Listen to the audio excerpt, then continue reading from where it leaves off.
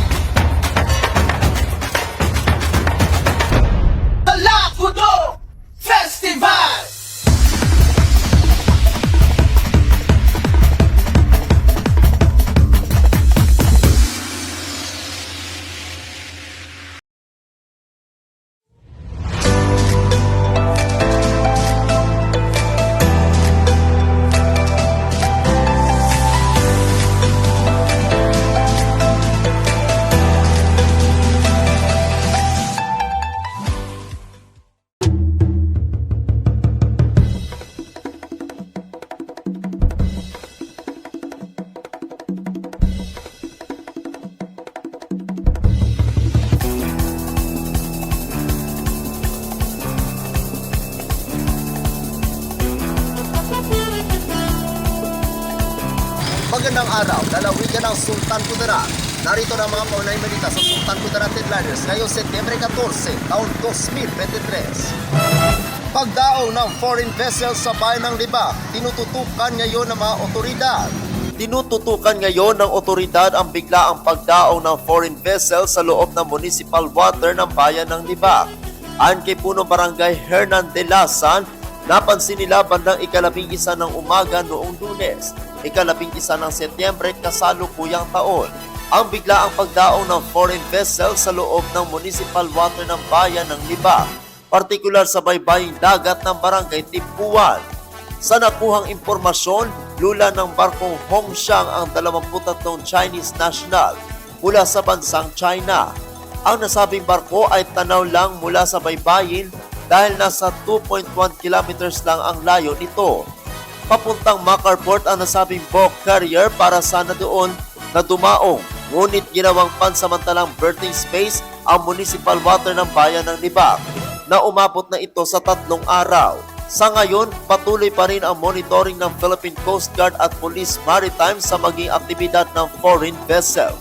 Ako ang inyong kaibigang Apolinario 30 Valencia para sa Sultan Kudarat Headliners.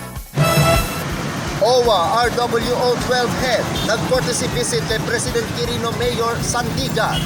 Nag-courtesy visit si OWA RWO 12 Cristelyn Arf Caceres kay President Quirino Mayor Maria Catrina Florida Sandigan at Vice Mayor Maris Ayan Aradanas noong araw na Martes, ika-12 ng Setyembre kasalukuyang taon. Kasama ding bumisita sina SKFWO Ginoong Edward Damutin, Labor Communication Officer Glady Eliza Estolauta at President Quirino Podo Designate Cherry Bai P. Alo. Sa naturang pagbisita, napag-usapan ang mga samot-saring programa at serbisyo ng OWA na ibinibigay sa mga OFWs at sa kanilang pamilya Napag-alaman rin na ang OWA ay bahagi na ngayon ng Department of Migrant Workers o DMW. Kasabay na rin ito ang pag-imbita sa lagdaan ng Memorandum of Agreement kasama ang DMW bilang kanilang mother agency ngayong Oktubre taong kasalukuyan. Nagpasalamat naman ang OWA sa suporta na ibinigay ng bayan ng President Quirino bilang kanilang kasangga sa pagprotekta ng karapatan at pangangalaga sa kapakanan ng mga OFWs at kanilang pamilya. At nagpasalamat din si Mayor Sandigan at Vice Mayor Aradana sa OWA sa kanilang ibinigay na suporta at serbisyo sa bayan ng President Quirino. Ako ang inyong kaibigang Apolinario 30 Valencia para sa Sultan Kudarat Headliners. Para sa uling balita, nagbebenta ng bigas sa pamilihang bayan sa lungsod ng Tacuro, ininspeksyon. Bilang tugon ng kautusan ng Pangulo na nakasaad sa Executive Order No. 39, Series of 2023, na nagpapataw ng price ceiling sa pagbebenta ng bigas, ang lokal na pamahalaan ng Tacurong sa pamumuno ni City Mayor Joseph George L. Lechoncito, MDDPA, ay nakikipagtulungan sa mga sangay ng pamahalaan na inatasang ipatupad ito tulad ng Department of Agriculture, Department of Trade and Industry at Philippine National Police. Noong nakaraang ika-5 ng Setyembre, nagsagawa ng inspeksyon at information campaign sa mga nagbebenta ng bigas. Ang mga ahensya na kinabibilangan ng DA, DTI, BPI, NFA, DILG, provincial government at ang lokal na pamahalaan ng Tacurong. Ito'y para matiyak na alam ng mga nagbebenta na mayroong kautusan sa price ceiling para sa bigas at dapat itong sundin.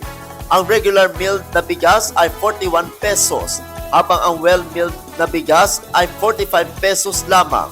Ako ang inyong kaibigang Apolinario 30 Valencia para sa Sultan Kudarat Headliners.